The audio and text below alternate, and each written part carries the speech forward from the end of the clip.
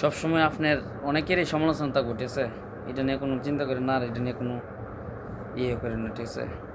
এটা উঠতে যেত না।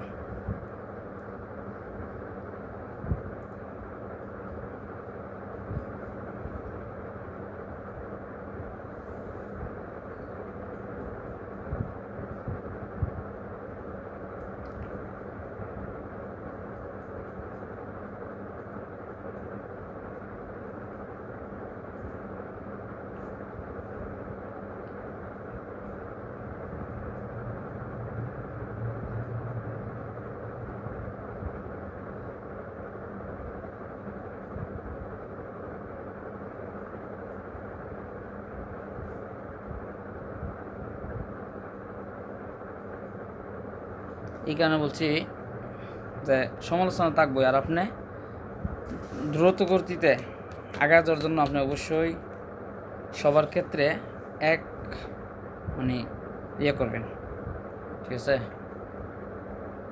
সবার ক্ষেত্রেই অনেক ক্ষেত্রে আছে আপনার, যে আপনার অনেক সময় অনেক ধরনের সাব সৃষ্টি হইব, ইয়ে দিব অনেক কিছু হইব, কিন্তু আপনি এদিকে না থাকায় আপনি একটা জিনিস খেয়াল করবেন, যাতে করে আপনি কীভাবে সফল হতে পারবেন সমালোচনার ঊর্ধ্বে না। যেমন আমি নাটকের সাথে আমার এই ভিডিওটা থাকবো, তাহে তখন তারা অনেকে সমালোচনা করে যায় ইরুম না ইমুক, ইমুন না ইমুন।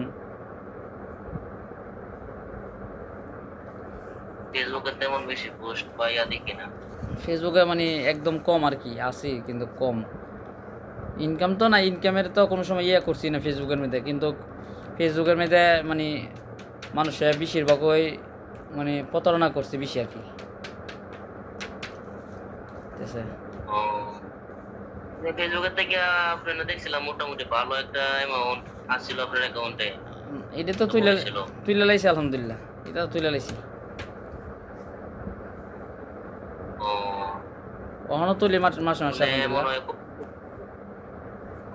আয়ের তুলনায় খরচ মনে বেশি হয়েছে, ব্যয় মনে বেশি হয়েছে।